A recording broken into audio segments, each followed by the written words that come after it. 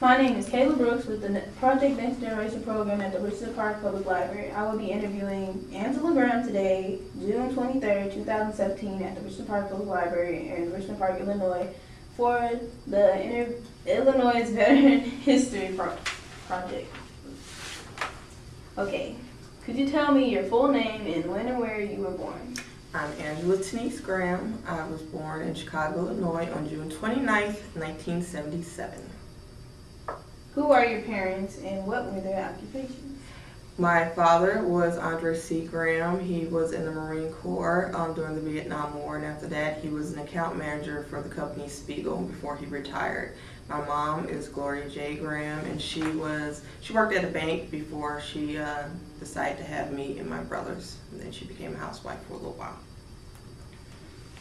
Who are your siblings?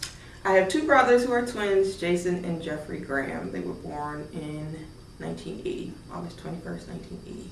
Did any of them serve in the military? My brother Jeffrey was in the Air National Guard for a few years. What were you doing before you entered the service?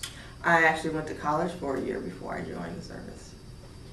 Which military branch did you serve? I served in the United States Army and the United States Army National Guard. Were you enlisted or were you drafted? I enlisted. Why did you choose this specific branch of the military? Because I have a lot of military members in my family, and I initially wanted to join the Marine Corps to follow my father's footsteps, but he wouldn't let me join the Marines. So after a year of college, I decided to join the Army instead, and so that's how I joined the Army. What happened when you departed for training camp and during your early days of training? Everything pretty much went smoothly. I left for training in September of 1996, and I went to Fort Jackson, South Carolina. I did about 4 or 5 weeks of training before I took a break for Christmas and New Year's. I actually got to come home for Christmas and New Year's, which is very rare when you're in basic training. Then I went back to Fort Jackson to finish basic training. After that, I went and did 12 weeks in Aberdeen Proving Grounds, Maryland, where I learned my job in the Army, which was called 52 Charlie Utilities Equipment Repairer. In other words, I was an HVAC tech, heating, ventilation, and air conditioning, also including refrigerators, fire extinguishers, things of that nature. Do you recall your instructors? If so, what were they like? I recall a couple of my drill instructors in basic training.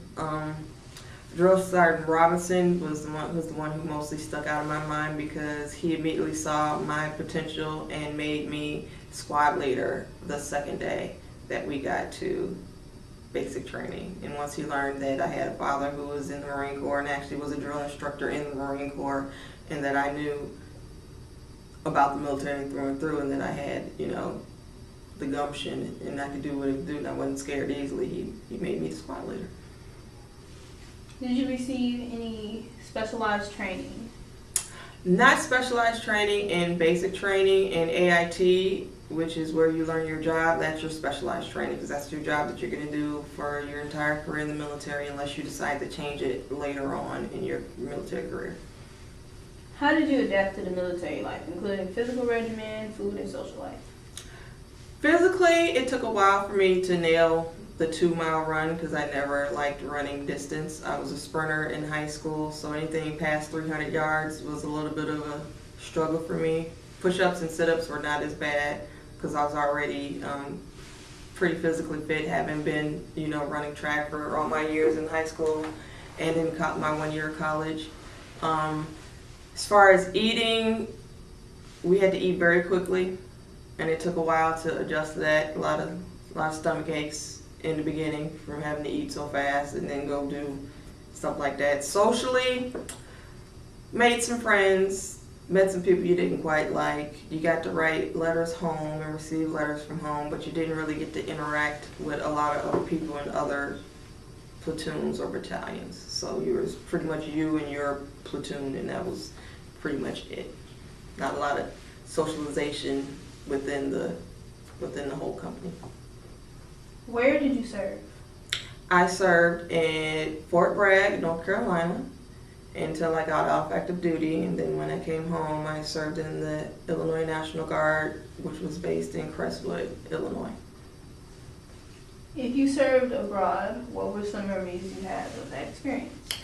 Well, my first deployment was to Bosnia in 1997 through 1998. I did some time in Bosnia, Croatia, Serbia, and I spent the majority of my deployment in Tazar, Hungary, which was our serving ground, our staging ground. In the it wasn't really a combat area because it was a peacekeeping mission, but it was called Operation Joint Guard, Operation Joint Endeavor. It was a peacekeeping mission, so it wasn't really a combat zone, but there were some hazardous places like Bosnia and Croatia. In Hungary, it was more loose, so we got to go out to the local town on day passes, out to Kaposvar.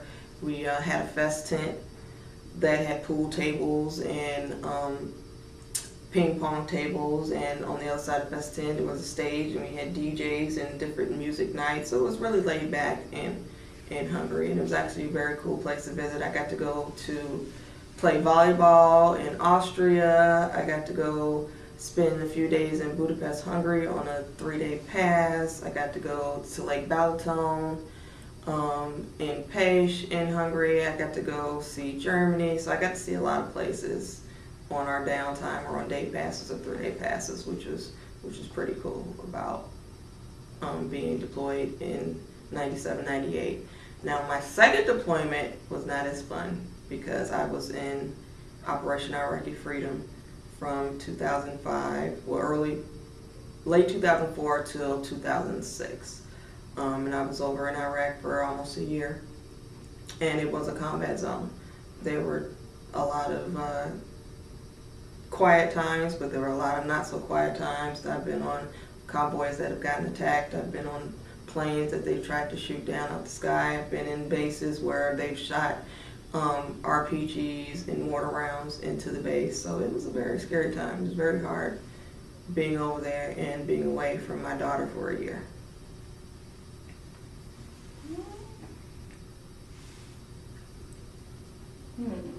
If you saw combat, how did you feel when witnessing casualties and destruction?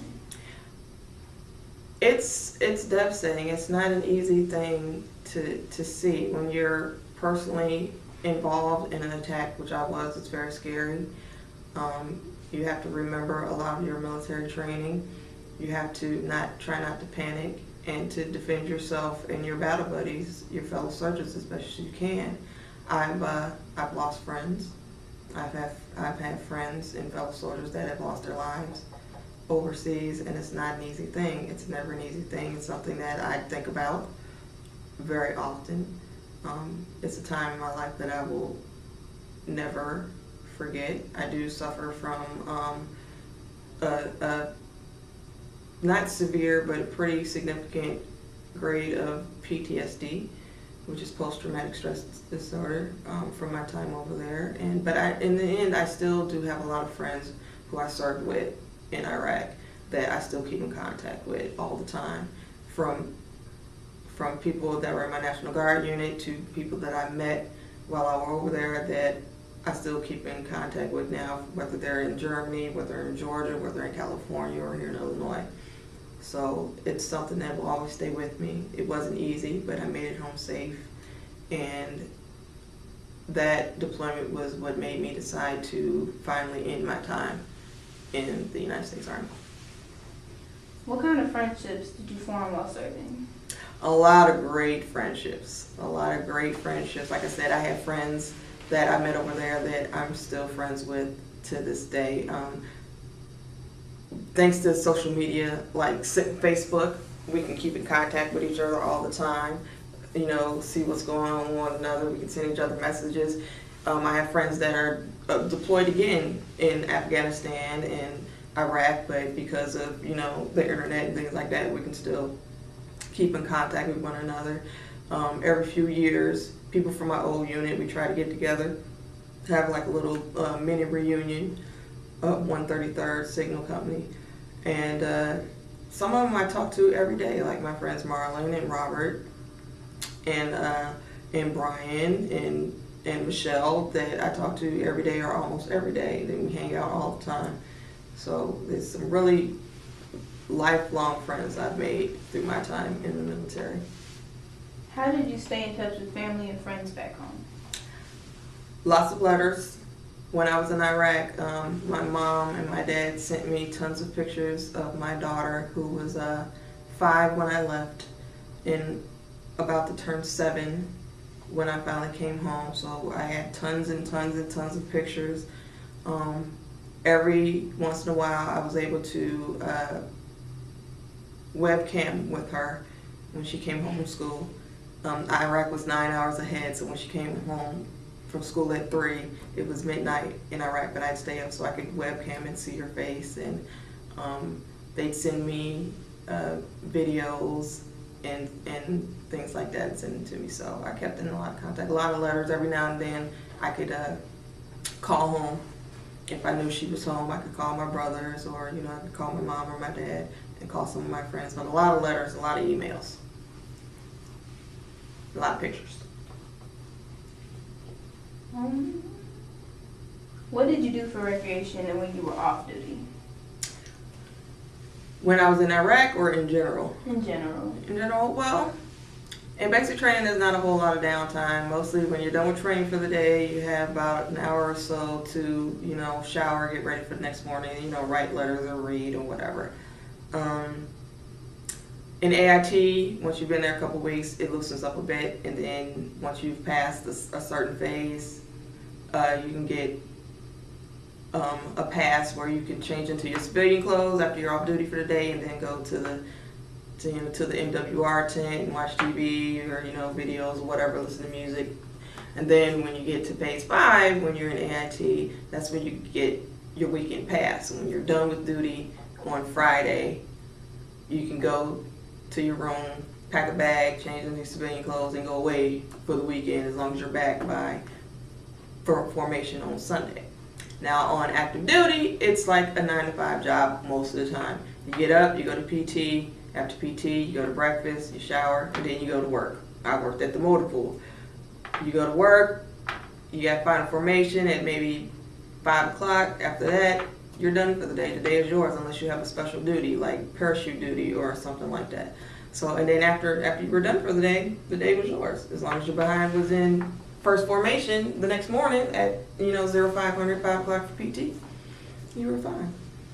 And then in the National Guard is totally different, because most of the time in the National Guard, you only meet 1 week in a month, every month, and then 2 weeks in the summer, which we call AT, annual training, where you go somewhere to Fort McCoy, Wisconsin, or something like that. Where were you when the war ended? When the war ended, I was finally at home. I had done my part in the war. How did you return home? We flew home. We stayed in Georgia for about 5 days, and then we flew from Georgia to Illinois, and then we took buses from the airport back to our base in Crestwood. How were you received by your family and community? Everybody was so happy. They met us at the base. As a matter of fact, as I remember, because it was really cool, as we were going down Cicero, our buses were going down Cicero, the Crestwood and surrounding police officers had blocked the road off, and when our buses were being mad, they all snapped to attention and saluted us. We was like, that's so cool, they're saluting us. And then when we got to the base, all our family and stuff were outside waiting for us. My mom pulled up with my daughter a good 30 minutes later with, mom's always late for something. But my dad and my brother were there, so they were the first people I saw when I got back to Illinois. Was my dad and my younger brother, Jason. Was that the first time you were deployed, or the second? That was the second time I was deployed. What about the first time?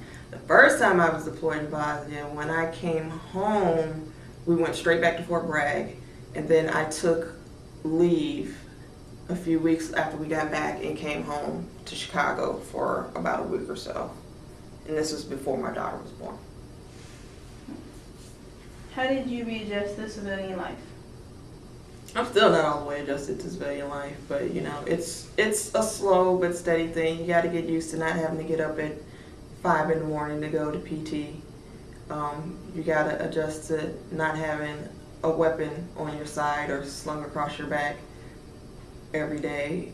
You got to adjust, certain rules and regulations that may not apply to you in the service, but apply to you as a civilian, and vice versa. Things that you can't do in the military that you may be able to do as a civilian. So it takes some time, especially when you've been in the service for 10 years. It takes some time to adjust to go back to being just a regular civilian. But most service members will tell you you're never a full civilian. I'm still very military minded when it comes to certain things. But now I'm your friendly neighborhood librarian too. Are you a member of any veterans organization? I am currently involved in the process of becoming a part of the Benjamin O. Davis VFW down the street from my house. I have some more forms I have to fill out for them. And I have other friends who are already a part of the VFW there. What have you done since separating from the military? Well, at first I was the head HVAC tech at Mount Sinai Hospital. And then after a few years I left that job because the strain and the toll was just catching up to me. I kept getting injured. My back was getting injured. My shoulders were getting injured, which were previous injuries I had already sustained in the military. So it was just not able for me to physically continue to maintain that job. It was a lot of heavy equipment, a lot of hard work, and I just couldn't do it anymore without hurting myself all the time. So then I got hired at the Richland Park Public Library, and I have been here for 7 years now. How did your wartime affect your life? Well, experiences affect your life? I was a little jumpy when I first came home. A lot of veterans are like that when they come home from a war zone. I was a little jumpy. My first 4th of July was a little rocky because of the fireworks. I used to wake up and instinctively reach for my M16, which would normally be right next to me, but then I had to realize, okay, I don't have my weapon anymore. I don't have my M16, I don't have my 9 anymore. So I had to adjust not having my weapons with me all the time. It took a while for me to adjust to sudden loud noises like dumpster lid banging shut outside my apartment or a car backfiring. But after a while, I slowly but surely got back to somewhat normalcy.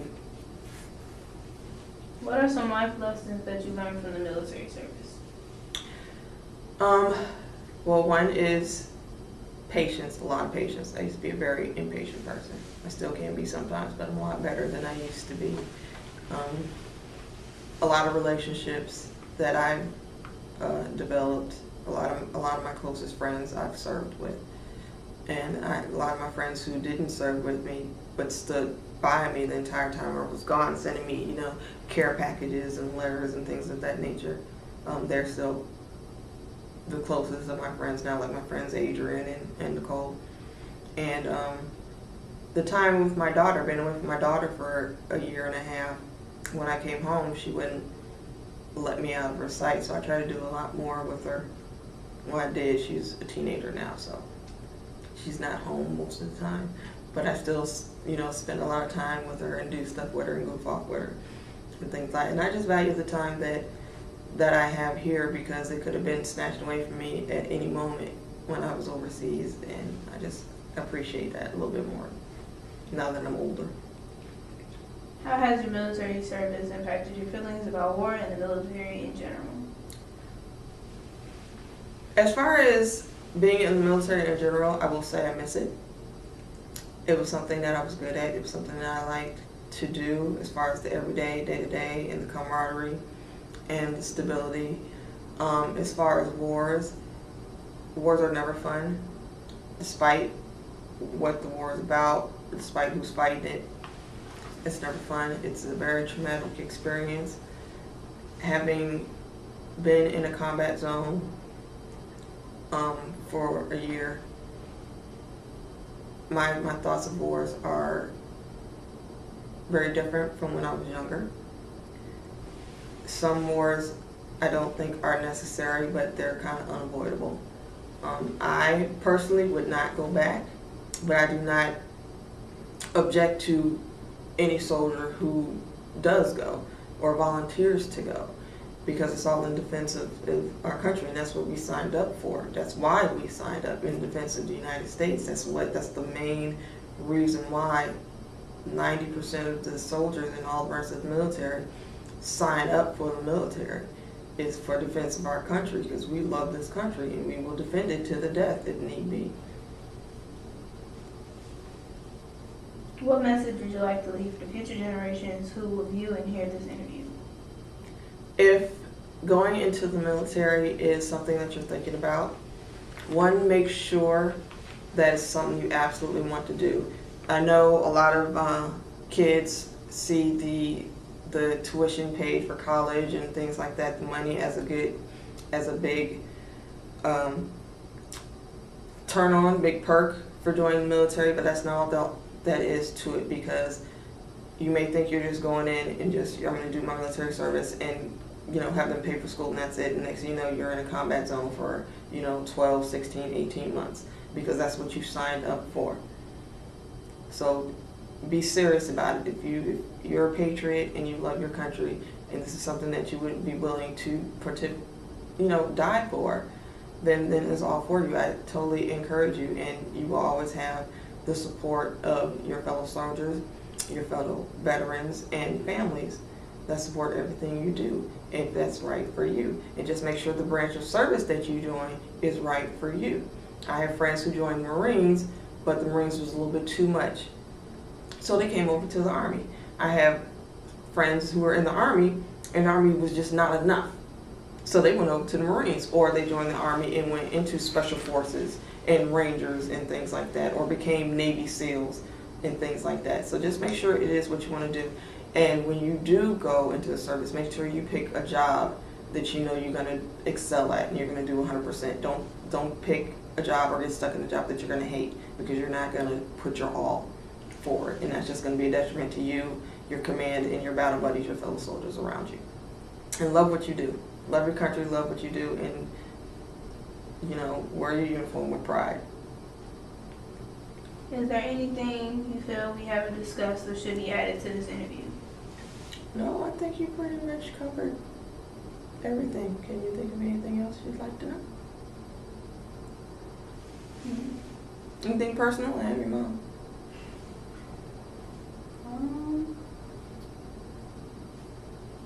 What was the best thing from the military that you got? The experience. It helped me grow up. I joined when I was 19, and I was almost 30 when I got out. I became a mother. I got married. I became a mother. And I learned a lot of things that I probably would not have learned if I just stuck with regular college. Like, I'm very smart, I'm very book smart and things like that, but you would never imagine that I can go and fix, your air conditioner or your refrigerator or your furnace just like that, because I've been doing it since the military taught me back in 1997. I've been an HVAC tech since 1997. So, looking at me, you wouldn't be able to tell that I could, climb up on somebody's roof and, tinker with their furnace or their chimney or whatever, but I'm afraid to do that. If I had not joined the military, I would have never gotten those skills. Well, no, that's it. That's it? All right. Well, thank you very much, Ms. Kayla Brooks, for the interview. You're welcome.